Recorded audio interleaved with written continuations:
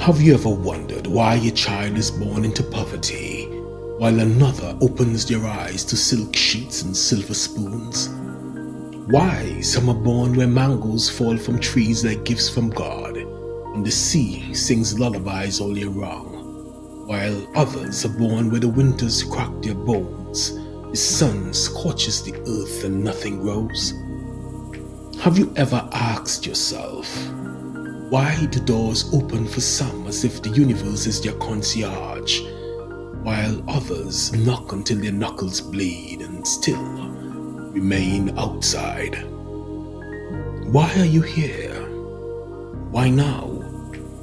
Why this life, this body? Why this country? Why this family? Why this struggle? These aren't random arrangements. This isn't cosmic roulette. This is design. We want all men to chase the same dream, but that's the lie we've been sold. From childhood they told us, follow the system, go to school, get a job, climb the ladder. But what if your ladder was never meant to lean against that wall? What if your soul signed up for a different curriculum altogether?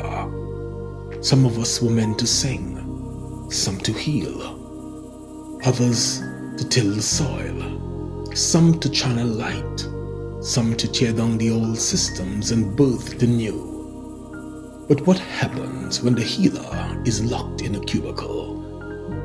What happens when the builder is told to sit still and memorize doctrine? When the mystic is medicated instead of mentored? Chaos. That's what happens. We are living in a world of square pegs jammed into wrong holes. Not because we are broken, but because we were conditioned to abandon the unique shapes of our soul. We've been domesticated, taught to pursue an artificial version of success, a borrowed dream, a recycled goal, measured by money, applause, and the illusion of certainty. And the price we pay for that misalignment? Anxiety, depression, rage, disconnection, systems that collapse, societies that fracture, souls that forget who they are. Before you took your first breath, your soul chose. It chose the lessons, the lineage, the obstacles, the opportunities, not as punishment, but as preparation. The soul signs contracts before incarnation, agreements made in the halls of eternity. Some of us choose contrast to evolve. Some choose hardship to awaken compassion. Some choose betrayal to learn boundaries and sovereignty. And layered over this are cosmic signatures, the alignments of the stars, the resonance of your name, the energy of the land you were born into. Your astrological imprint is not coincidence. It is code. But when you forget the code, when you suppress the soul, when you chase another man's path, you step out of rhythm and life starts to resist you. Because life is not punishing you, it's redirecting you. The world is in chaos because humanity is in amnesia. We are out of tune with our sacred assignments. We are playing a collective game of follow the follower instead of walking our individual paths with divine authenticity. And systems built on imitation cannot hold. A world where everyone tries to be the same will eventually forget what truth looks like. We were not meant to walk the same road. We were meant to walk together, but on roads forged by our own soul's compass. So when we force our children to be doctors, when we shame the poet, the dancer, the rebel, When we sedate the visionary, we don't just betray the individual, we delay the evolution of the collective. The question isn't what's the best path. The question is, what is your path? You were not made to fit in. You were made to fulfill, to embody your frequency, to remember your contract, to trust your design. And when you finally stop trying to be the wrong peg, when you reclaim your edges, your angles, your soul shape, life will start to unfold with grace. Not without struggle, but with meaning. Because alignment isn't ease, it's truth. And truth will demand everything you are, but give you everything that you came for.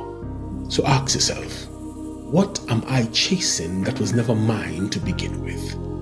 And what is calling me back to the sacred path I forgot I signed up for? Here are 5 signs to know when you are not walking the road your soul designed. 1. Chronic inner frustration. No matter what you achieve, there's a quiet irritation under the surface, a soul-level agitation. Even success feels hollow. 2. Constant resistance. Life feels like an uphill battle. You keep forcing doors that won't open or opening doors that only lead to more confusion. 3. Emotional disconnection. You smile, but you're numb. You participate, but you're not present. Your joy feels borrowed. Your peace feels fake. 4. Envy or comparison. You find yourself constantly comparing your journey to others, not because you want their part, but because you don't recognize your own. 5. Spiritual or physical burnout. Your body breaks down. Your spirit collapses. When you're misaligned, the soul will speak through symptoms until you stop and listen. And if you feel that soul nudge, that inner whisper saying, you're not where you're supposed to be, then maybe it's time to recalibrate. Here are 5 ways to return to your alignment. 1. Get quiet.